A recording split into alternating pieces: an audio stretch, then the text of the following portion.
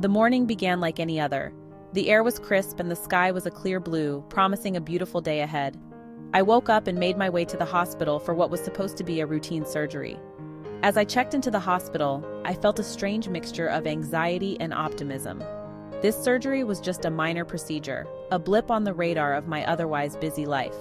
The surgery went as planned, and soon enough I was in the recovery room.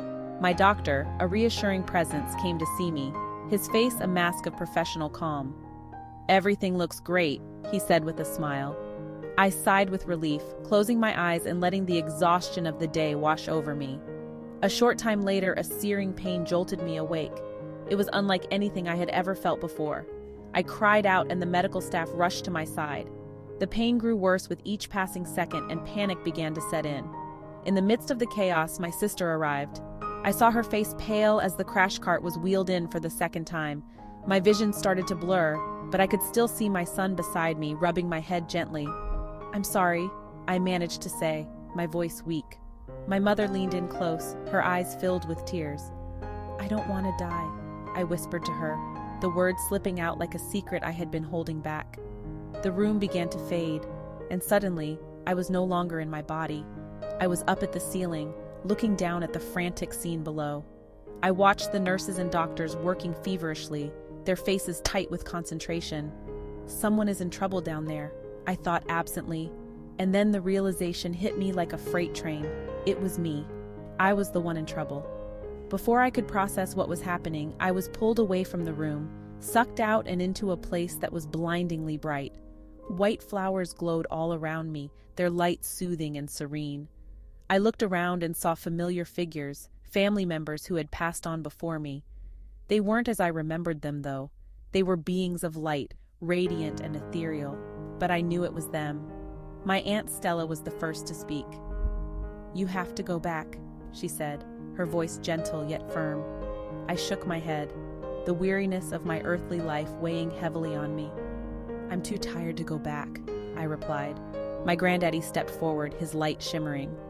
"Well, you know, if she doesn't want to go back, she doesn't have to," he said, his tone thoughtful, but Aunt Stella was insistent. "No, she has to go back," she said with a finality that brooked no argument. I tried to protest again. "I'm too tired." Aunt Stella's response was swift and stern, yet filled with a familiar warmth. "Go back down there before I bust you in the head," she said in that no-nonsense way only she could manage. In an instant, I felt myself falling, plummeting back towards my body. The bright world around me faded, and I was thrust back into the harsh reality of the hospital room. The pain was still there, but now it was accompanied by a sense of urgency. They were taking me for a CT scan, and it revealed what was wrong. I was having internal bleeding. Another surgery followed, this one more critical than the last. As I drifted in and out of consciousness, I felt a sense of peace. I had seen beyond the looking glass, met with loved ones who had gone before me, and returned with a renewed sense of purpose. My family was waiting for me, their faces filled with relief as I was wheeled out of surgery once more.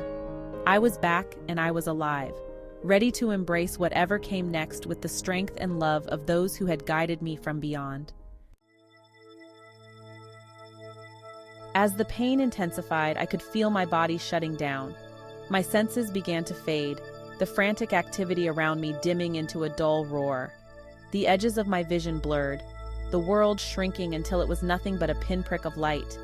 In that moment, as darkness threatened to consume me, I found myself whispering prayers. They were not the carefully constructed prayers of my childhood, but desperate pleas for help, for mercy, for a miracle. I prayed for my husband, for my family, for the strength to face whatever lay ahead. And then, something extraordinary happened.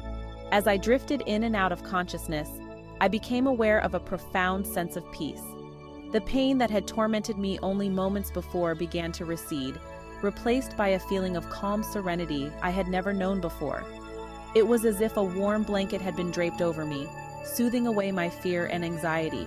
I felt myself being lifted from the depths of despair, carried aloft on wings of hope and love. Guided by the being of light, I began to journey through a realm of unimaginable beauty. The world around me shimmered and pulsed with vibrant colors I had never seen before, hues that defied description. It was like stepping into a dream, a world beyond human comprehension.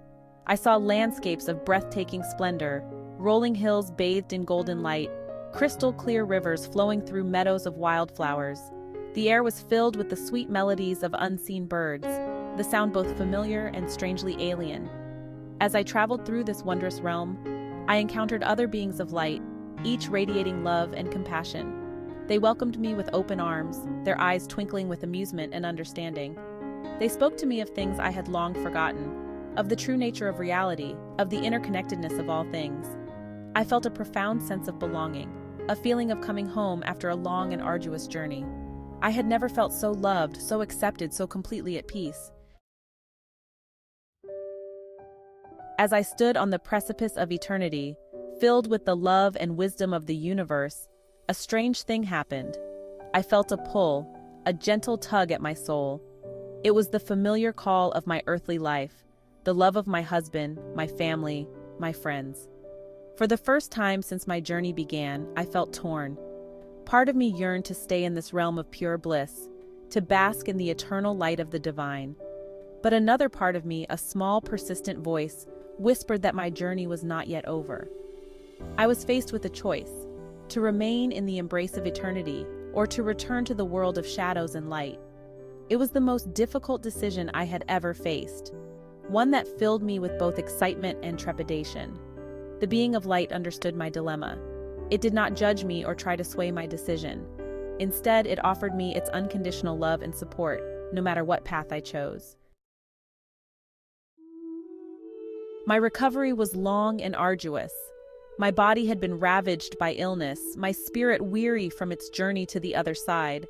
But through it all, I clung to the memories of my experience, the love and wisdom I had received. The doctors were amazed by my recovery, calling it a miracle. They couldn't explain how I had survived, but I knew in my heart that I had been given a second chance. I had looked death in the eye and emerged transformed. As I slowly regained my strength, I began to share my story with others. I spoke of my near-death experience, of the beings of light, of the profound insights I had gained.